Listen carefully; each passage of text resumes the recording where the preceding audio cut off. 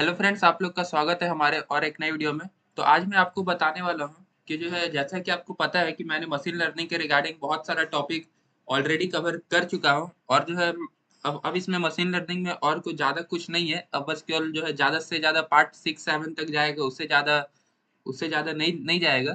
तो फिर तो आप मतलब कि जो आशा करते हैं कि जो आपने पार्ट 1, पार्ट 2, पार्ट 3 और पार्ट 4 पूरा फुल वॉच किया होगा, तो आपको टोटली चीज़ समझ में आ गया होगा कि जो है मशीन लर्निंग क्या है, किस तरह से जो है वर्क करता है, उसका एल्गोरिथम कौन से डेटा सेट में यूज़ करना है, कौन से डेटा सेट में लिए रिग्रेशन यूज़ होगा, कोई किसमें क्लासिफिकेशन यूज़ होगा। तो आशा करते हैं कि आपको यहाँ तक आने में कोई भी जो है प्रॉब्लम नहीं होगा। अब आप आराम से जो है फाइंड कर सकते हैं कि हाँ भाई, इस जगह पर ही हमारा क्लासिफिकेशन लगेगा कि रिग्रेशन लगेगा। तो फिर चलिए अब जो है इसी के साथ और एक आध दो ठो छोटा-मोटा टॉपिक बच गया है, तो जो उसको भी जो है जो कवर कर देते हैं, क्योंकि वो भी मशीन लर्निंग में बहुत इम्पोर्टेंट आता है। तो जो है आज का हमारा जो टॉपिक रहेगा वो हमारा रहेगा रेगुलराइजेशन, कि जो है मशीन लर्निंग के रिगार्डिंग रेगुलराइजेशन होता क्या है और उसमें जो है जो टाइप होता है, ridge regression and lasso regression, वह क्या चीज़ है और जो है व्हाट इज़ स्मूथ मेथड का जो यूज़ हम लोग क्यों करते हैं और इसका जो है और इससे हमें यूज़ करने से क्या बेनिफिट होता है। तो आज हम इस वीडियो में पूरा चीज़ समझेंगे। तो जो है चलिए, जैसा कि जो है अब आगे बढ़ते हैं। ये सब तो जो मैंने आपको बता दिया था, तो मैं अभी वाला निकाल लेता हूँ कि कहाँ से बताना है। ये सारा चीज़ मैंने आपको कवर कर दिया। अगर आपने नहीं चेक किया है तो आप जाकर आसानी तरीके से चेक कर सकते हैं। ओके फ्रेंड्स, तो यह रहा हमारा रेगुलराइजेशन। तो रेगुलराइजेशन होता क्या है, तो मैंने इधर पूरे क्लियर अक्षर में, सिंपल अक्षर में लिख दिया है, तो आप आराम से जो है इसे जो है सब समझ सकते हैं। जैसे कि मैंने लिखा है, regularisation is a technique used in machine learning. Regularisation एक तरह का टेक्निक है जो कि मशीन लर्निंग में यूज होता है। यह जो है statistical modelling to prevent overfitting and improve the generalisation of models.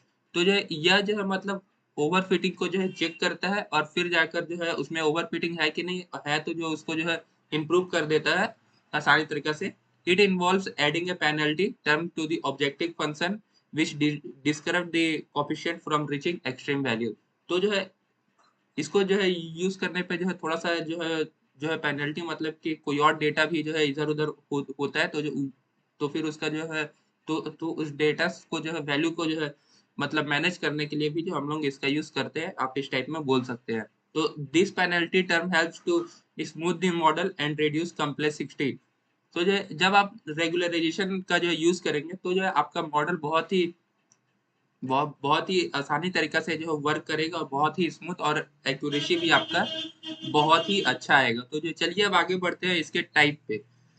तो जैसा कि आप देख सकते हैं कि जो इसमें दो तरह का टाइप होता है, L1 रेगुलराइजेशन और L2 रेगुलराइजेशन। तो L1 में हमें बोलते हैं लासो और L2 में रिज रेगुलेशन। तो चलिए अब हम समझते हैं कि जो है लासो और रिज क्या होता है। Add a penalty proportional to the absolute value of the coefficient to the loss function. तो जो इसमें जो है कुछ तरह का जो लॉस फंक्शन होता है, उसको हम लोग जो है जब हम लोग पूरा एकदम मॉडल तैयार करेंगे इसका जो है, तो तब मैं आपको जो है पूरा फुल डिटेल में इसका बता दूंगा कि आप लासो कैसे यूज कर सकते हैं मॉडल में, मशीन लर्निंग एल्गोरिथम में। Useful for feature selection in sparse data set के लिए जो है इसका जो है फीचर सिलेक्शन रहता है। फिर जो है रीज रिग्रेशन क्या होता है, रीज रिग्रेशन जस्ट इसका अपोजिट होता है। जो देख सकते हैं उसमें जो है एब्सोल्यूट वैल्यू था, तो जो इसमें आपका square of the coefficient to the loss function होता है। बस केवल इसमें एब्सोल्यूट वैल्यू का जो है कोएफिशिएंट का लॉस फंक्शन होता है, इसमें स्क्वायर का control the magnitude of the coefficient and shrink them toward zero. तो जो ये कोएफिशिएंट को भी जो है मतलब कोएफिशिएंट के मैग्नीट्यूड को भी कंट्रोल करता है, useful for reducing the complexity and preventing multicollinearity. तो जो यह जो है आसानी तरीका से जो है रिड्यूस करता है कॉम्प्लेक्सिटी को और फिर जाकर प्रिवेंट करता है मल्टीकोलिनियरिटी को। तो जो चलिए अब जो है अब हम लोग जो है आगे में जो है जुपिटर नोटबुक पे जो है पूरा एकदम डिटेल में समझेंगे कि लासो और रिज कैसे मतलब पता करना है। तब तक के लिए इसमें जो है एक और आता है जो इम्पोर्टेंट है, मतलब ये छोटा सा टॉपिक है, तो इसी कारण से मैंने हर एक टॉपिक कवर कर रहा हूँ कि जो है कहीं एक आध दो टॉपिक छूट ना जाए, इसी कारण से हर एक टॉपिक थोड़ा मोड़ा कवर कर दे रहा हूँ। देख सकते हैं इलास्टिक नेट रेगुलराइजेशन क्या होता है, combine both L1 and L2 regularisation penalty. इसमें मतलब L1 और L2 को जो है कंबाइन करके जो रेगुलेशन का जो पेनल्टी बनता है, उसको आप बोल सकते हैं कि इलास्टिक नेट रेगुलराइजेशन यह है। help address the limitation of L1 regularization in the presence of highly correlated variable. जब आप इसका जो है help address limitation of L1 regulation करेंगे तो जिसमें आपको हाईली कोरिलेटेड वेरिएबल मिलेगा, allow variable selection while controlling multicollinearity. यह जो है आपको मल्टीकोलिनियरिटी से भी कंट्रोल करता है। तो चलिए अब जो आगे बढ़ते हैं, देख सकते हैं स्केलिंग। स्केलिंग फैक्टर जो है क्या होता है इसके अंदर में मशीन लर्निंग में, तो जो वो अब हम लोग जानेंगे स्केलिंग, जिसको हम लोग मिनिमाइज करने के लिए भी जो इसका यूज करते हैं। देख सकते हैं scaling refers to the process of transforming numerical variable to a standard scale, typically to ensure that different variable contribute equally to a model analysis। यह जो मॉडल एनालिसिस के जो है इसके लिए मतलब हम लोग यूज करते हैं, और यह जो है प्री प्रोसेसिंग स्टेप पे आता है, और इसका जो है और इसको इनपुट अगर करना है तो आप इस टाइप में लिख सकते हैं from scaler dot pre processing input standard scaler करके आप जो है इसको इनपुट कर सकते हैं, particularly those that involve distance calculation और regularization technique। यह भी जो है कैलकुलेशन और रेगुलराइजेशन टेक्निक का जैसे ही जो है वर्क करता है। तो मैं स्केलिंग फैक्टर को भी जो है प्रैक्टिकली जो है उस पर जो आपको बताऊंगा कि जो यह कैसे वर्क करता है। ठीक है, तो जो इसमें आप देख सकते हैं कि कॉमन मेथड ऑफ स्केलिंग, इसके लिए हम जो है जेड स्कोर का भी जो है यूज कर सकते हैं या मिन मैक्स स्केलिंग का भी यूज कर सकते हैं। जेड स्कोर का हम लोग तब करेंगे जब scale the data to have a mean of 0 and standard deviation of 1। अगर उस मीन 0 है और स्टैंडर्ड डेविएशन 1 है तो हम लोग जेड स्कोर नॉर्मलाइजेशन का जो हम लोग यूज कर सकते हैं। मीन मैक्स स्केलिंग का जो होता है transform the data to a fixed range usually between 0 and 1। 0 and 1 के जो है बीच में इसका जो है वर्क होता है। तो चलिए अब जो है इतना करने के बाद जो है अब हमारा जो है स्मूथ एक आखिरी टॉपिक बच गया है मशीन लर्निंग में, और जो है इसके बाद जो है हमारा और ज्यादा नहीं, बस कल एक दो वीडियो ही आएगा जिसमें हमारा पूरा ऑल एल्गोरिथम मैं एक ही वीडियो में कवर कर दूंगा। जब भी तक का टोटली एल्गोरिथम वो एक वीडियो में टोटली कवर रहेगा, उसका टेंशन आप लोग मत लीजिए। तो स्मूथ मतलब क्या होता है? Smooth stand for synthetic minority over sampling technique. It is a technique used in the field of imbalanced class distribution learning to generate synthetic sample। तो फ्रेंड्स ओवरऑल बता दें कि स्मूथ का यूज हम लोग इनबैलेंस डेटा सेट में करते हैं। अगर आपका जो है डेटा सेट बैलेंस नहीं है तो उसको बैलेंस इनबैलेंस है तो उसको बैलेंस करने के लिए हम लोग स्मूथ मेथड का जो है यूज करते हैं, जो बहुत ही आसानी तरीका से बैलेंस हो जाता है। तो चलिए अब जो है आगे बढ़ते हैं। Why use SMOTE? स्मूथ का यूज हम लोग क्यों करते हैं? Imbalance data set, balance data set को जो है मतलब ठीक करने के लिए, इम्प्रूव मॉडल परफॉर्मेंस, मॉडल का जो है परफॉर्मेंस को जो है ठीक करने के लिए, और इसके लिए और एक यूज करते हैं कि इसमें किसी भी प्रकार का डेटा लॉस नहीं होता है, नो इन्फॉर्मेशन लॉस। तो अगर आपसे कोई पूछ दे कि वाई वी यूज स्मॉट मेथड, तो जो आप सिंपली जो है डिफाइन कर दीजिएगा कि जो है imbalance data sets improve model performs and no information can be lost. तो जो है बगल वाला खुद ही समझ जाएगा कि जो है हाँ बंदे बोलना चाह रहे हैं कि जो है डेटा सेट जो है इनबैलेंस है, और जो है उस पे जो है इम्प्रूव मॉडल परफॉर्मेंस का मतलब होता है कि जो मॉडल को जो है अच्छा तरह से जो परफॉर्म हो रहा है तो उसको और इम्प्रूव कर देगा, और नो इन्फॉर्मेशन लॉस का मतलब किसी भी तरह का डेटा लॉस नहीं हो। ठीक है, तो जो देख सकते हैं कि हमारा खत्म हो गया है। तो चलिए आज मैं आपको जो अपने जुपिटर नोटबुक पे जो है लेकर चलता हूँ, और उस जगह हम लोग सीखेंगे कि जो है सबसे पहले तो जो है वह लासो रिग्रेशन और रिज रिग्रेशन का जो है हम लोग कैसे यूज करते हैं मशीन लर्निंग में वह सीखेंगे। फिर जाकर स्केलिंग फैक्टर का जो है हम लोग किस तरह से जो यूज करेंगे वह सीखेंगे। बस तो फिर इतना ही। फिर जाकर स्मूथ मेथड जो एक डेटा सेट लेंगे उसमें उसमें उसमें जो है इनबैलेंस रहेगा तो उसको बैलेंस करने का चेक करेंगे कि कैसे होता है। तो चलिए अब मैं आपको जो जुपिटर नोटबुक ओपन करता हूँ। तो फ्रेंड्स जैसा कि आप देख सकते हैं कि जो मैंने जो है जुपिटर नोटबुक ओपन कर लिया है, और मैंने वही वाला टॉपिक ओपन किया हूँ जो जो इसका पहले मैंने बहुत सारा जो है इसका पहले मैंने पार्ट 4 तक जो डेटा सेट का यूज किया है, वही डेटा सेट में मैं आगे बढ़ रहा हूँ। तो जो है देख सकते हैं इसमें उस टाइम में पांडास एसपीडी था। यह आशा करते हैं कि आपने यह वाला पहले भी जो है देखा होगा, क्योंकि मैंने वही डेटा सेट का यूज किया है पांडास एसपीडी, जो कि हम लोग पांडा लाइब्रेरी का जो है यूज करके डेटा फ्रेम में जो है मतलब सीएसवी फाइल को जो इनपुट कराते हैं। और इसका जो है इसका इसका तो विजुअलाइजेशन के लिए यूज होता है, तो अभी तो हमें कोई विजुअलाइजेशन करना नहीं है। वार्निंग है, input warnings, warning dot filter warning, इसको लेके हम लोग कोड को रन कर देते हैं। तो देख सकते हैं इस जगह पर ही, और इस टाइप का जो है डेटा सेट अभी इसमें आया है। ओके फ्रेंड, ठीक है।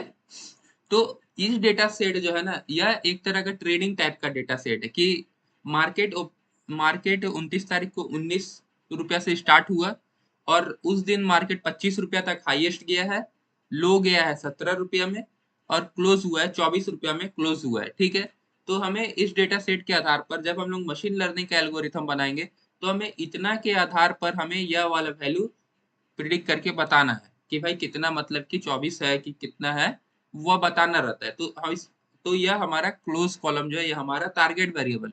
तो अब आप कमेंट करके बताइए कि जो यह जो है क्लोज कॉलम जो इधर पर ये आपको दिख रहा, यह क्लासिफिकेशन है कि रिग्रेशन? ठीक है फ्रेंड्स, तो आप बताइए कि यह क्लासिफिकेशन है कि रिग्रेशन है। ठीक है। तो आशा करते हैं कि आपने यहाँ तक सोच लिया होगा कि जो है यह जो है रिग्रेशन है। ठीक है, क्योंकि यह रिग्रेशन इसलिए है क्योंकि इसमें आप देख सकते हैं कि जो इसका नंबर ऑफ डेटा बहुत सारा यूनिक डेटा है। ठीक है, और मैंने बताया था कि रिग्रेशन का जो है यूज हम लोग जो है बहुत सारे यूनिक डेटा में जो है करते हैं, just like numerical type data.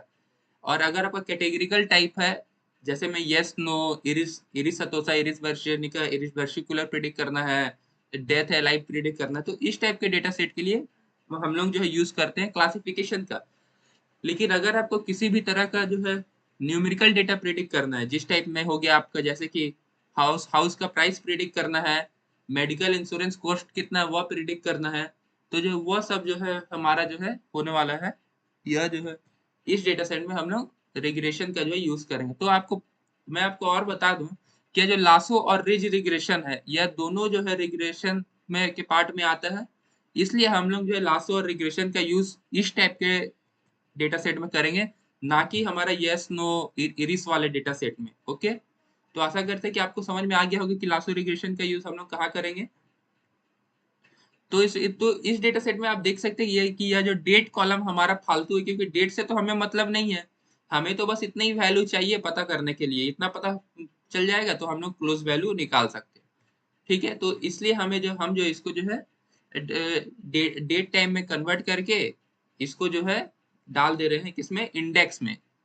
आप ये नहीं भी करेंगे तो हो जाएगा, लेकिन मैं अपने जो है संतुष्टि के लिए कर देता हूँ कि जो चलो भाई ठीक है। डेट जो मैं इसमें डाल दिया, वह किस में डाल दिया हूँ, इंडेक्स में। अब यह इंडेक्स में है। इंडेक्स मतलब बोले तो किस टाइप में, तो अभी आपको पता चल जाएगा, देख सकते हैं इस टाइप के डेटा सेट में आ गया। अब जब आप df डॉट कॉलम्स चेक करेंगे, तो अब आपका जो है, एक मिनट, यह इधर चल गया, इसी जगह पर ही हम जो है चेक करते हैं इसके नीचे में df डॉट कॉलम्स। एक मिनट से हटा दो। हाँ, तो जो अब आप जो है कॉलम देख सकते हैं कि जो इस जगह पर ही अब हमारा डेट कॉलम नहीं रहा, क्योंकि हमने इसे इंडेक्स में कन्वर्ट कर दिया। तो चलिए अब जो है हमें क्या करना है, अब हमें जो है टारगेट, जैसा कि आपको पता, मॉडल तैयार करने के लिए हमें टारगेट वेरिएबल और इंडिपेंडेंट वेरिएबल को तो पहले डालना ही पड़ेगा, बिना इसे ऐड किए तो होने से रहा। इसी कारण से मैं अभी जो है बस छोटा मोटा बता दे रहा हूँ कि जो है कैसे करके करना है। और इसके बाद तो जो है मैं जो है रिग्रेशन का जो है पूरा एकदम क्या बोलते हैं उसको, पूरा मशीन लर्निंग का जो है प्रोजेक्ट, मैं इसका अगले वीडियो में मशीन लर्निंग का प्रोजेक्ट बताने वाला हूँ, तो आप वह मस्ट वीडियो देखिएगा। वह वीडियो जो है मैं आपको बता दूं कि वह वीडियो 15 तारीख से पहले लॉन्च हो जाएगा। आप वह वीडियो को पूरा चेक कीजिएगा, वह आपका पूरा डेटा साइंस पे जो है डिपेंडेंट प्रोजेक्ट रहेगा, और मशीन लर्निंग का जो है फ्यूचर का वैल्यू प्रिडिक्ट करेगा। तो आप भी आसानी तरीके से वह प्रोजेक्ट समझ कर बना सकते हैं। तो वह वाला प्रोजेक्ट को मस्ट है फ्रेंड्स, वॉच कीजिएगा। अभी फिलहाल के लिए ये इसको चेक कर लीजिए। तो जैसा कि आपको पता होगा कि क्लोज कॉलम हमारा टारगेट वेरिएबल है, तो एक्स में हमें जो है टारगेट वेरिएबल को सेव करना रहता है। मैंने बहुत सारा पहले जो प्रोजेक्ट बताया था उसमें बहुत सारा बार बताया हूँ कि टारगेट वेरिएबल को एक्स में सेपरेट कर लीजिए, और वाई में जो है टारगेट वेरिएबल को एक्स से ड्रॉप कर लीजिए, और वाई में जो है इसे टारगेट वेरिएबल को सेपरेट करके लिख दीजिए। देख सकते हैं एक्स से मैंने ड्रॉप किया है, और वाई में वही टारगेट वेरिएबल सेव कर दिया। ओके, तो इसको जो है रन कर देते हैं। तो अब जो है डेटा सेट आएगा ना, अभी जो मैं आपको बता रहा हूँ कि जो है लासो वाला। ओके, तो जो यह डेटा सेट आ गया। ठीक है, और एक बार बता दूं, स्मूथ मेथड का जो यूज होता है ना, वह क्लासिफिकेशन डेटा सेट में यूज होता है। एक बात और जो है आप अपने जो है कमेंट में जो है लिख लीजिए, रुकिए, या जो मैं इधर लिख देता हूँ कि we use SMOTE method only in classification. Okay friends, SMOTE method का यूज हम लोग क्लासिफिकेशन में करेंगे, ना कि इस जगह पर ही करेंगे, क्योंकि यह डेटा सेट आपको पता है कि क्या है। यह डेटा सेट हमारा क्या बोलते हैं, रिग्रेशन का है। ठीक है, तो रिग्रेशन के लिए हमें क्या क्या क्या चाहिए, तो हमें रिग्रेशन में फाइंड करना रहता है mean absolute error, mean x square error और आर टू स्क्वायर, जो हमारा एक्यूरेसी बताता है। और ट्रेन टेस्ट स्प्लिट अभी के लिए डिफाइन करते हैं। आशा करते हैं कि सब आपको आता होगा, क्योंकि मैंने बहुत बार बताया है। ठीक है, यह कोड को रन कर देता हूँ और इस जगह पर ही जो है डिफाइन, और देख सकते हैं इस जगह मैंने जो है इनपुट कर दिया है लासो रिग्रेशन। ठीक है, यह मीन एब्सोल्यूट एरर बताएगा, मीन स्क्वायर्ड एरर बताएगा, और आर टू स्क्वायर हमें कितना परसेंट का एक्यूरेसी दे रहा है वह बताएगा। ठीक है, लासो और रिच को मैंने इधर पर प्रिडिक्ट मतलब इनपुट कर दिया हूँ, और इस जगह पर ही x train x test y train Y test करके मैंने स्प्लिट कर दिया है। तो आप भी आसानी तरीके से लिख सकते हैं। देख सकते हैं कि जो लासो रिग्रेशन का जो है सेम मेथड है, जैसा मैंने लीनियर बताया, रैंडम फॉरेस्ट आएगा, फिर जाकर सपोर्ट वेक्टर, वह सब सेम प्रोसेस अप्लाई होता है, बस केवल वैल्यू इस जगह से चेंज होते रहता है, बस इस जगह से। देख सकते हैं सबसे पहले मैंने लासो को डिफाइन कर लिया, L S equal to lasso L S dot fit X train comma Y train predict L S dot predict X test, सबसे पहले टेस्टिंग डेटा फिर ट्रेनिंग डेटा। ठीक है, प्रिंट एल एस, और यह वाला डेटा हमें बताएगा कि कितना एक्यूरेसी हमें मिल रहा है। R two square Y train comma predict train Y test comma predict L S. देख सकते हैं यह तीन ठो में यह चीज कॉमन है, Y test comma predict L S, Y test comma predict L S, Y test comma predict L S. तो आप अपने हिसाब से जो है इस जगह पर ही जो है समझकर आसानी तरीका से लिख दीजिए, क्योंकि मैंने इसे बस डिफाइन पे लिखा है। इस जगह आप कुछ भी लिख सकते हैं, जरूरी नहीं है कि प्रिडिक्ट एलएससी लिखना, आपको जो मन कर रहा है लिखिए, लेकिन आपका फोकस यह वाला आउटपुट पे होना चाहिए जो यहाँ पर ही जो है मैंने इधर लिखा है। ओके, देख सकते हैं R two square mean absolute error, mean square error, और इधर पर ही रूट मीन स्क्वायर हमें पता चल जाएगा। इसको मैं रन करता हूँ तो देख सकते हैं कि 0.99 का, और इस जगह पर क्या name MP is not defined. देख सकते हैं इस जगह पर ही एनपी है। एनपी मतलब क्या होता है, नमफाई। तो हमें नमफाई को जो भी इधर डिफाइंड करना है, नमफाई का जो है आप एक बार इनपुट वाला बता दीजिए क्या है।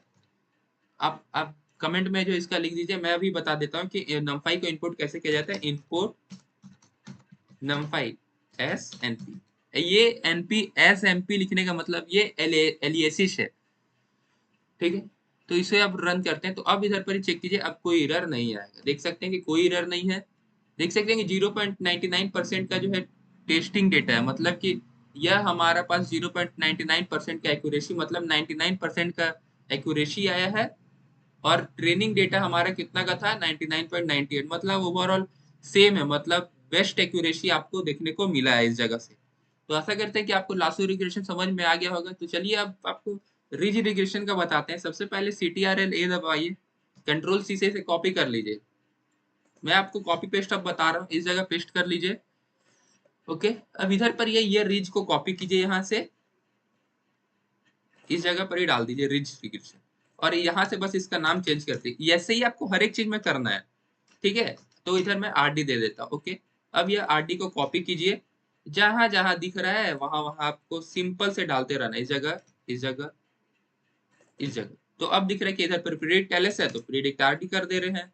अब इसको पूरा कॉपी कर ले रहे हैं। अब देखिए कि कहाँ कहाँ लिखना है, तो आपको ऑटोमेटिक पता चलेगा भाई इस जगह पेस्ट करो, इस जगह पेस्ट करो, इस जगह पेस्ट करो, और इस जगह पेस्ट करो, और ऑटोमेटिक आंसर पाओ। देख सकते हैं, देख सकते हैं लासो रिग्रेशन का जो है उतना अच्छा एक्यूरेसी नहीं था, 99% था, लेकिन काफी था। इसका देख सकते हैं 99.999999, मतलब best accuracy, best of one, best accuracy जो है रिज रिग्रेशन पूरा एकदम क्लियर करके आपको देता है। तो इससे आप समझ सकते हैं कि जो लासो और रिज रिग्रेशन मतलब कि जो है आसानी तरीका से वर्क करता है, बहुत ही इजी है और बहुत ही बेस्ट है। तो फ्रेंड्स आशा करते हैं कि आपको लासो और रिज रिग्रेशन पता चल गया होगा। तो चलिए अब स्मूथ मेथड का यूज करते हैं। ठीक है, तो जो है स्मूथ मेथड में जो है सबसे पहले क्या करना है, इरिस डेटा सेट मैं इधर पर लिख देता हूँ, क्योंकि हम लोग इरिस डेटा सेट का यूज करेंगे। इरिस डेटा सेट, देख सकते हैं इरिश डेटा सेट का हम लोग इस जगह यूज करेंगे। तो इसमें भी जो है सेम इसका ये तो हम लोगों ने ऊपर में इंपोर्ट किया है, तो नहीं भी लिखने पे चल बन जाएगा। देख सकते हैं iris dot C S B, तो इरिश डेटा सेट। तो अब आपको जो है इसके आधार पर यह वाला डेटा को प्रिडिक्ट करना है। ओके, आपके पास sepal length, sepal width, petal width रहेगा। इसके आधार पर आपको क्लास जो है यह इरिश शतोसा प्रिडिक्ट करना रहेगा। ओके, तो अब आप बोलेंगे कि भाई यह है क्या चीज। यह पहले तो आपको जो है क्लासिफिकेशन है कि रिग्रेशन है वह आपको पता रहना चाहिए। तो आप बोलेंगे सर यह मुझे क्लासिफिकेशन लग रहा है, क्योंकि रिग्रेशन में आपने बताया था कि जो है जो हाउस टाइप के प्राइस को प्रिडिक्ट करता है, नंबर ऑफ यूनिक डेटा उसमें न्यूमेरिकल में बहुत ज्यादा रहता है, तब हम लोग जो है रिग्रेशन का यूज करते हैं। लेकिन इस जगह पर ही हम चेक करेंगे जो हमारा टारगेट वेरिएबल है वह जो है उसका अगर कॉलम चेक करेंगे, देख सकते हैं इस जगह पर ही है, तो देख सकते हैं कि केवल 3 है।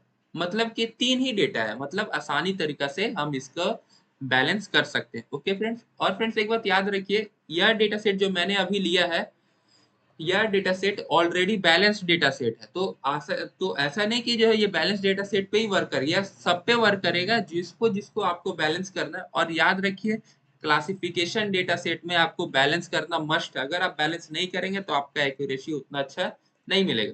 ठीक है, तो सबसे पहले हम लोग इसका डेटा टाइप चेक कर लेते हैं। देख सकते हैं फ्लोट या ऑब्जेक्ट, यह जो क्लास है ये ऑब्जेक्ट टाइप का डेटा में। ठीक है, तो जैसा कि मैंने आपको बताया कि सबसे पहले आपको एक्स में जो है टारगेट वेरिएबल फिक्स कर लेना है।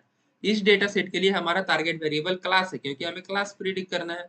और वाई में जो है मतलब हमें फिक्स करके रख लेना है, एक्स से ड्रॉप करेंगे और वाई में सेपरेट कर देंगे। सिंपल सा प्रोसेस है, एक ही प्रोसेस बार बार बता रहा हूँ।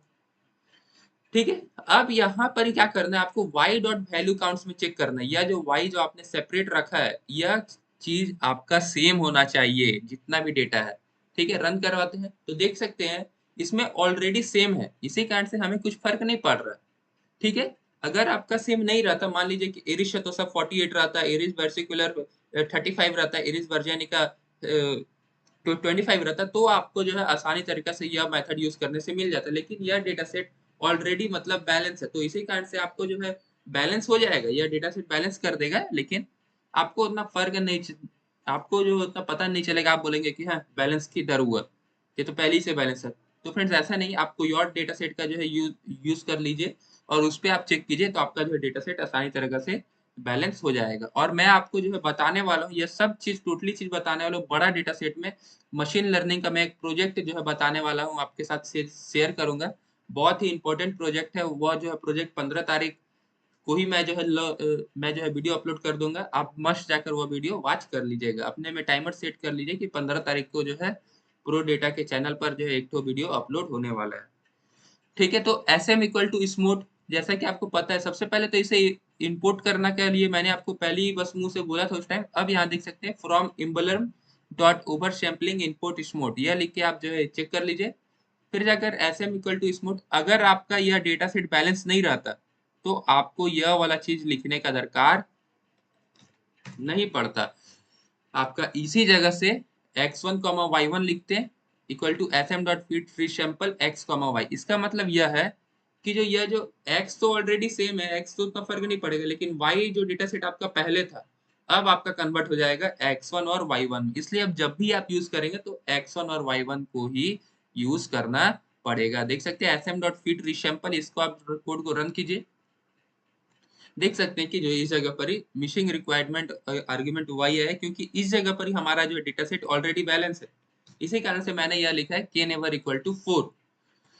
अब बैलेंस करके देखते हैं तो देख सकते हैं कि अब यह डेटा सेट बैलेंस हो गया है, कोई प्रॉब्लम नहीं है, डेटा सेट बैलेंस हो गया है। अगर आपका 35 चाहे 15 50 भी आता तो आपका बैलेंस हो जाता। अगर आपसे पूछे कि भाई बैलेंस किस टाइप में हो रहा है, तो आप बोलिएगा कि जो सबसे ज्यादा मैक्सिमम डेटा है उसमें बैलेंस हो जाएगा सारा डेटा। जिस टाइप मान लीजिए कि आपके पास इरिश शतोसा में 30 है, वर्सिकुलर में 50 है और वर्जेनिका में 25 है, तो आप बोलेंगे कि भाई सबसे ज्यादा इरिश वर्सिकुलर में है जो 50 है, तो हमारा 50 में यह तीनों डेटा कन्वर्ट हो जाएगा। वैसे ही हुआ है इस जगह भी।